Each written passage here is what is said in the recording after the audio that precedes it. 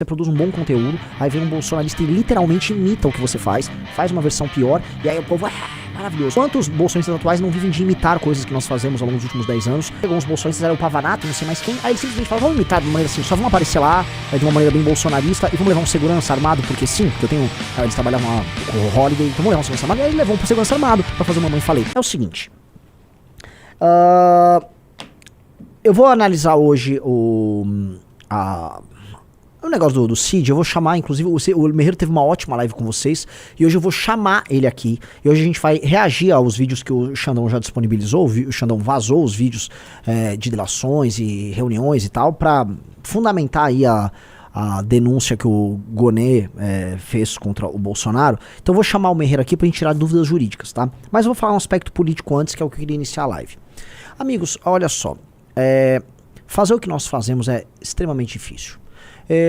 Nem nos Estados Unidos acontece que exista um grupo dissidente dentro do campo da direita que não seja trumpista a produzir partido político, grupo político, inteligência político à margem do grupo majoritário. Ou seja, não há nada ocorrendo à margem do trumpismo nos Estados Unidos. Eles se submetem. E lá tem um problema grande, porque lá é um modelo bipartidário, então, como o Trump hoje se apoderou do Partido Republicano, da estrutura política do Partido Republicano, você não consegue sequer crescer, porque você não tem vias, você não tem a válvula de escape. O Partido Libertário já tinha tentado, e aí o próprio Partido Libertário cansou, e o movimento libertário, ele tá comprado pelo trumpismo. Então, o que eu quero dizer, aqui nós temos condições lá do que a gente tem um modelo meio europeu, multipartidário, pluripartidário, de criar a nossa própria via e criar o nosso próprio caminho, tá? Então nós estamos fazendo isso aqui no Brasil e cansa. Cansa, eu sei que cansa porque várias lideranças nossas vivem diante da tentação do like fácil, do sucesso fácil que o bolsonarismo traz. E não tô falando que elas tenham lá, vamos dizer, sofrendo essa tentação porque elas não têm caráter. É porque elas vêm e coisas ruins acontecem diante delas, do tipo, você produz um bom conteúdo, aí vem um bolsonarista e literalmente imita o que você faz uma versão pior, e aí o povo, maravilhoso. É a história da nossa vida, né? Quantos bolsonaristas atuais não vivem de imitar coisas que nós fazemos ao longo dos últimos 10 anos numa versão piorada? Eu me lembro que teve um caso, foi ano passado, eu acho, ou em 2023, a gente tava com inimigos públicos, a gente tava numa campanha para mostrar a infiltração de esquerda e depredação de prédios públicos que as universidades tinham, para demonstrar que a esquerda nas universidades ela é um problema e que ela tem um comportamento que o pagador de imposto não acha correto. E aí chegou uns bolsonaristas, era o Pavanato e não sei mais quem, aí eles simplesmente falaram, vamos imitar de uma maneira assim, só vamos aparecer lá de uma maneira bem bolsonarista e vamos levar um segurança armado, porque sim, porque eu tenho, eles trabalhavam lá com o Holiday, então vamos levar um segurança armado, e aí ele levou um segurança armado pra fazer uma mãe falei. E naturalmente aquilo bombou, e depois esse cara tem lá 100 e tantos mil votos pra vereador. Por quê? Porque o sistema de incentivos, ele é injusto, ele é perverso, né? E várias pessoas, isso dói nas pessoas, né? Vários líderes nossos, eu tava numa conversa com uma liderança nossa que falou, Renan, eu cansei, cara. Eu não aguento mais, parece que a gente tá dando mundo em ponta de faca, enquanto a gente fica lutando pelo que é certo, criando coisas novas, produzindo conteúdo decente, vem sempre um bolsonarista em qualquer cidade e imita o que a gente faz de uma maneira pior. E assim é a história da nossa vida. E essa é a história da nossa vida. Então algumas pessoas têm vontade de desistir, outras têm vontade de capitular. Um exemplo disso, uma pessoa que está claramente cansada disso, é um líder nosso em Brasília, que é o Vitor Hatz. Eu conversei com ele tava até falando, quero parar e tal. E eu entendo ele, porque essa sensação que ele teve é uma sensação que eu tenho. E eu tô fazendo essa abertura meio que em cima de uma conversa que eu tava tendo com ele, muito franca. Porque é uma sensação comum que todos nós temos.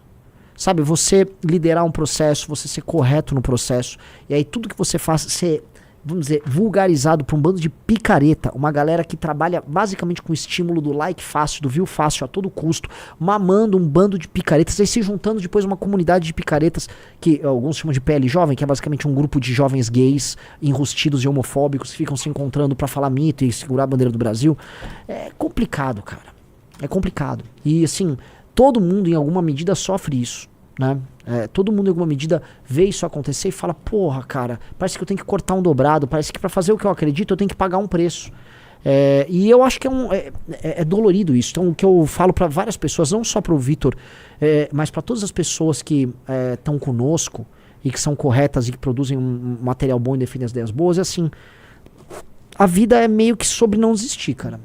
A vida é meio sobre não desistir. Porque se não desistir, se desistir você pode simplesmente ser um pagador de imposto que tá aí vivendo à mercê dessa maldade. Ou você capitular e se tornar um dos caras. E aí você vai viver em mentira o resto da sua vida e você vai ter nojo do que você faz. Os Saru falou, eles são só homofóbicos, não são enrostidos. Cara, enfim, né? São gays enrostidos, sim, a maior parte. Pessoal, like na live. E as pessoas, elas cansam, cara, de dar murro em ponta de faca. Aí esse cansar, ele também se transforma em capitulação. Eu vejo às vezes algumas pessoas querendo acenar pro Bolsonaro, tipo assim, veio a denúncia do Xandão. Gente, pra que brigar com o Xandão agora? Pra que concordar com o Xandão agora? E tipo, mano, pra que brigar com o bolsonarismo? Estão soltando o Palocci de um lado. Vamos só falar e pegar diminuir a rejeição. Vamos falar que os bolsonaristas, que essa denúncia é meio falsa, que não teve golpe. Gente, teve golpe sim.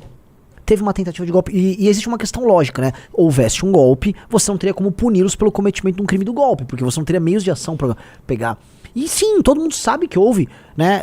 Toda a construção de uma tentativa complexa de golpe tocado pelo bolsonarismo, que se transformou na denúncia.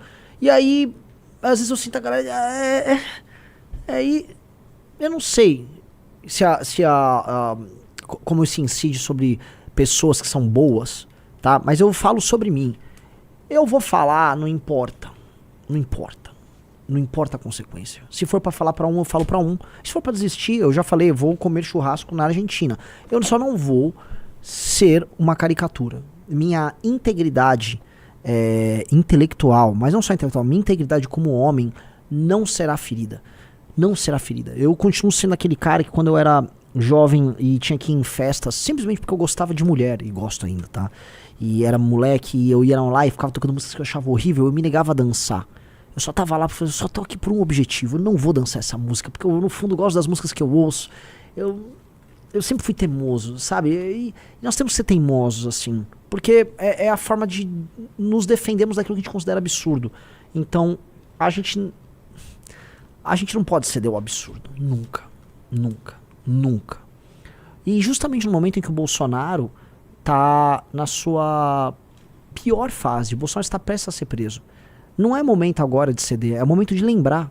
É momento de exercitar a lembrança. O Bolsonaro tentou nos prender.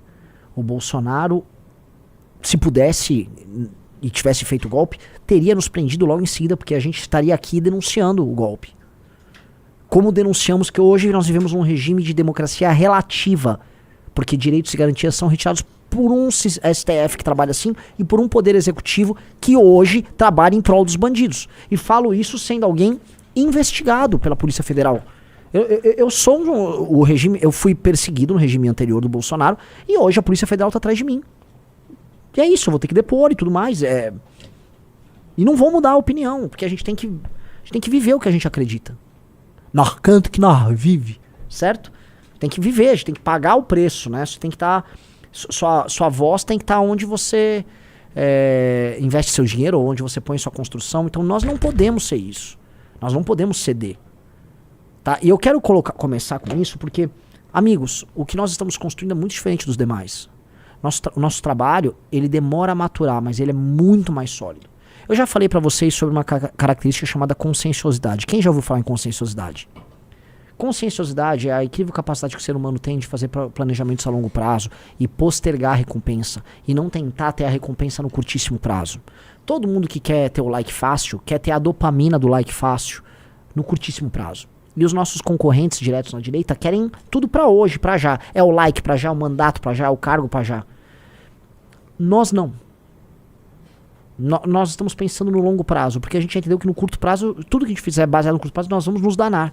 Então, sobre ser consciencioso ou sobre postergar a recompensa, né, a famosa preferência temporal, é sobre o nosso trabalho. Então, naturalmente, eu descobri que quando a gente começou a construir um trabalho de longo prazo, Sr. Rafael Almeida Riso, a gente começou a atrair pessoas melhores, porque pessoas melhores pensam no longo prazo. E aí a gente começou a fazer as pessoas melhores investirem no projeto. Aí essas pessoas melhores coletaram assinatura, investiram na montagem de um partido, estão investindo na montagem de um movimento cultural que envolve a Valete, o app da Valete. De repente a gente se tornou melhor e mais complexo, ao adotar um comportamento melhor, nós atraímos os melhores. E isso tem um efeito em cadeia, e a gente não tem que se preocupar em não ser majoritário agora. Nós não temos a fase na vida para ser minoritário, a fase na vida para ser majoritário. E todos os movimentos culturais que mudam a mente dos outros, que mudam uma determinada realidade, começam minoritários. Você não tem como mudar a mente de todo mundo de uma vez só. Você não tem como mudar uma cultura de uma vez só. Não dá. Então você vai ter que começar menor. Ora, o cristianismo começou em Roma como? Minoritário, sendo jogado aos leões. Foi assim ou não foi? Foi minoritário. Até Constantino instituiu o cristianismo como religião oficial ali do Império e tal. Foram coisas de 300 anos. 3 séculos. Hoje você tem internet, isso muda. E hoje você tem, né, os falsos profetas andando por aí vendendo coisas.